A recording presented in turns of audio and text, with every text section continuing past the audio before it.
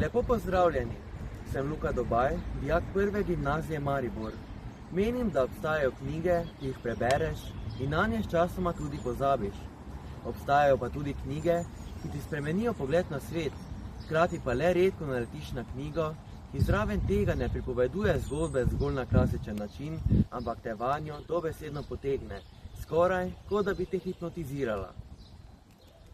Prav takšna je Mariborska hipnoza, roman češke pisateljice Dore Kapralove. Knjiga je nastala, ko je avtorica bivala v Mariboru v okviru projekta Second City in to se res čuti.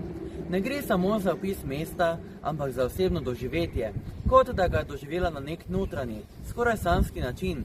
Zame, ki sem s tem čudovitim mestom v vsakodnevnem stiku, je bilo branje še posebej zanimivo, saj sem se zamislil, kako lahko rutina izniči veličino nekaterih stvari in jih naredi povsem samoumevne.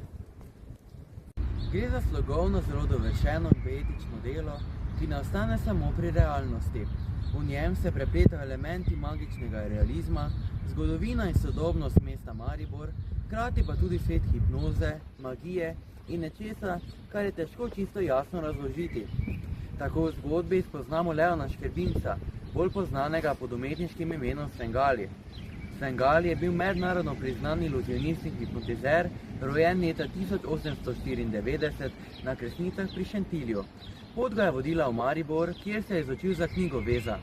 V knjigi zelo podrobno spoznamo njegovo pestro življenje in prav ta meja med realnim in fantastičnim, ki jo avtorica subtilno izrisuje skozi celoten potek, je name pustila močan vtis. Morda me je celo malce hipnotizirala. Spoznamo tudi Svengalijevo ljubezensko življenje in povezavo s Titom, ki me je zelo presenetila. Ker je Elis prosila za Svengalijevo življenje, se je bila primorana dobivati s Titom. Ko se je vračala z njunega srečanja nazaj domov k Svengaliju, sta se oba morala spopasti s tem, da mednjo prihaja smrt. Elis je umrla. Ob napovedi njunega ponovnega srečanja na vogalu Jurčičeve in Gosposke nisem vedel, kaj pričakovati, a tekom zgodbe me je razplet zelo navdušil. Svengali je umrl leta 1965 v tej hiši in prav dogajanje po njegovi smrti dokončno razrešil vsa vprašanja, ki so tekom zgodbe ostajala odprta. Po pogrebu Svengali ostane od mrtvih ter odide v vojašnico, kjer se zapre v zamrzovalnik in pije zimsko spanje z mislijo na ljubljeno Elis. Leta 1991 se prebudi in postane ulični lutkar, čez čas pa se z Elis končno spet srečata. Ona v obliki muhe, on kot ostarel lutkar. Tako se mi je dokončno razkril motiv muh, ki ga je pisateljica vnašala v romanu. Dojemam jih kot drobne, vztrajne misli in občutke, ki se nenehno vračajo, ter pogled na svet iz majhne, spregledane perspektive.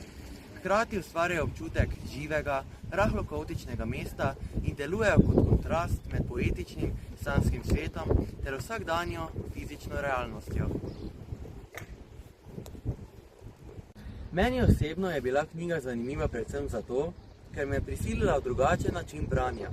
Nisem imel občutka, da sledim klasični zgodbi, ampak da vstopam v svet, kjer moram sam sestaviti pomen. Če bi knjigo opisal na kratko, bi rekel, da ni samo zgodba o Mariboru, ampak razmislek o času, spominu, jeziku in občutku, da si nekje vmes med realnostjo in nečim bolj sanjskim.